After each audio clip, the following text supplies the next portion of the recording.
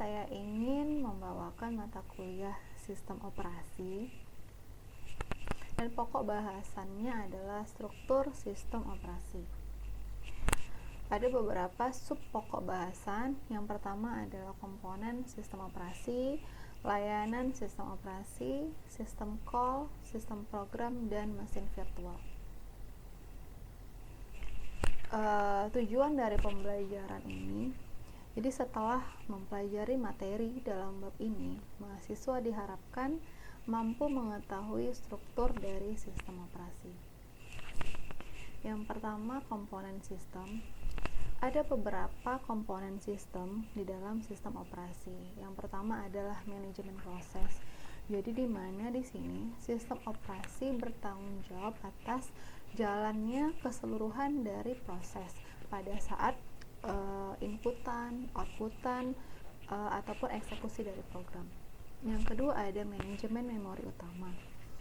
Di sini juga sistem operasi bertanggung jawab atas memori yang dipakai ataupun folder-folder program aplikasi yang tersimpan di dalam memori. Yang ketiga ada manajemen file. Di sini sistem operasi bertanggung jawab atas file yang ada di dalam tiap folder, mau itu file yang akan kita edit, kita simpan, kita buka, ataupun dihapus. Yang keempat ada manajemen sistem input-output. Yang kelima ada manajemen penyimpanan sekunder. Yang keenam ada sistem jaringan. Nah, di sini sistem operasi menyediakan layanan untuk terhubung ke dalam jaringan, mau itu jaringan WiFi, LAN, dan juga lain-lain. Yang ketujuh ada sistem proteksi. Jadi sistem operasi itu sudah menyediakan sistem proteksi untuk PC tanpa harus kita menginstal antivirus lainnya. Jadi contohnya seperti sistem operasi udah ada firewall ataupun real time protection yang ada di dalam PC. Yang terakhir ada sistem command interpreter. Di sini sistem command interpreter itu yang mencakup keseluruhan yang ada tiap manajemen pada sistem operasi, mau itu manajemen proses, memori utama, file, sistem input output, penyimpanan sekunder, sistem jaringan proteksi. Itu keseluruhannya dikerjakan oleh sistem command interpreter. Yang kedua ada layanan sistem operasi. Sistem operasi memberikan beberapa layanan kepada user. Yang pertama itu ada eksekusi program, di mana sistem harus dapat memanggil program ke memori dan menjalankannya. Nah, seperti saat sekarang ini ketika saya membuka slide presentasi gitu kan. Jadi kan ada file yang akan dieksekusi oleh sistem operasi. Nah, dari situ sistem harus dapat memanggil program ke memori dan menjalankannya. Di mana nih saya simpan slide-nya? Jadi saya simpan di dalam drive D, gitu kan? Nah, di situ. Jadi sistem operasi memanggil memori, ya kan, yang ada di drive D tersebut, lalu mengeksekusi program. Yang kedua ada sistem operasi input dan juga output. Jadi di sini pada saat running program kemungkinan dibutuhkan input dan juga output. Nah, jadi input dan output ini berupa file ataupun peralatan input output lainnya.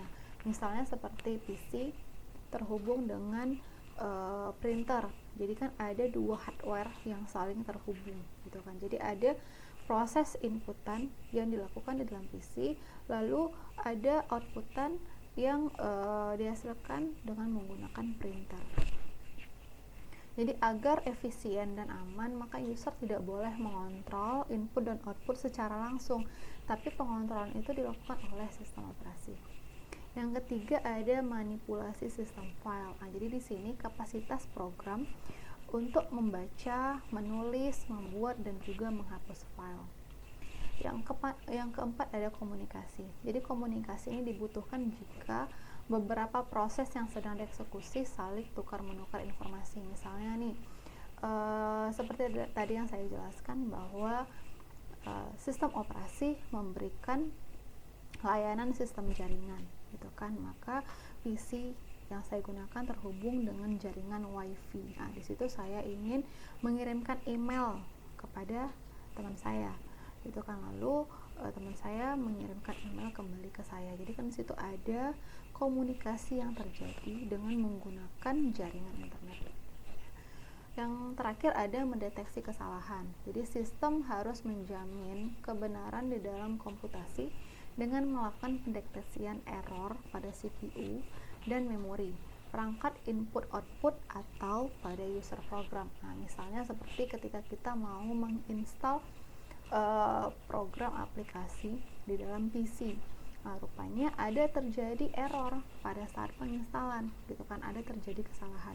Maka sistem operasi memberikan warning, oh ini ada error nih, gitu kan, ada yang salah nih pada saat penginstalan, gitu. Dan juga misalnya kita membuka internet, gitu kan, rupanya ada yang ingin mencoba masuk ke dalam jaringan kita, gitu. Jadi sistem operasi kan sudah menyediakan layanan untuk proteksi, gitu kan. Jadi kan di situ ada firewall, gitu. Makanya di situ ketika ada hal yang tidak dikenali, maka sistem operasi akan mendeteksi adanya kesalahan, dan sistem operasi juga memberikan warning bahwa ada nih sesuatu yang tidak dikenali mencoba untuk masuk. Yang ketiga ada sistem call dan sistem program. Sistem call menyediakan antarmuka antara program yang sedang berjalan dengan sistem operasi. Sedangkan sistem program menyediakan lingkungan yang nyaman untuk pengembangan dan eksekusi program. Nah, jadi salah satu sistem operasi yang dapat dikembangkan yaitu adalah Linux. Jadi Linux itu kan di open source, gitu kan. Jadi dapat untuk dikembangkan kembali, gitu kan, dengan berbagai versi yang diinginkan. Makanya di sini sistem program menyediakan lingkungan yang nyaman untuk pengembangan dan juga eksekusi programnya. Yang terakhir ada mesin virtual. Nah, di sini konsep dari mesin virtual itu menyediakan proteksi yang lengkap untuk sumber daya sistem, sehingga masing-masing mesin virtual dipisahkan antara mesin virtual yang satu dengan mesin virtual yang lainnya. Jadi isolasi ini tidak memperbolehkan pembagian sumber daya secara langsung. Oke.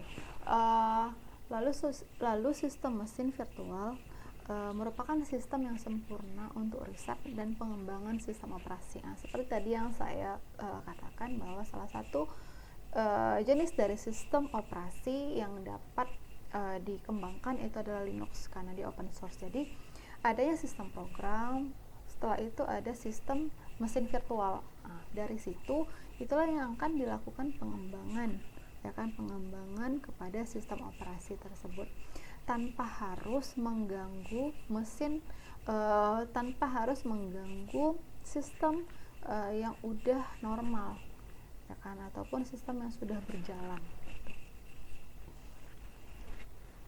Oke, terima kasih. Sekian presentasi dari saya.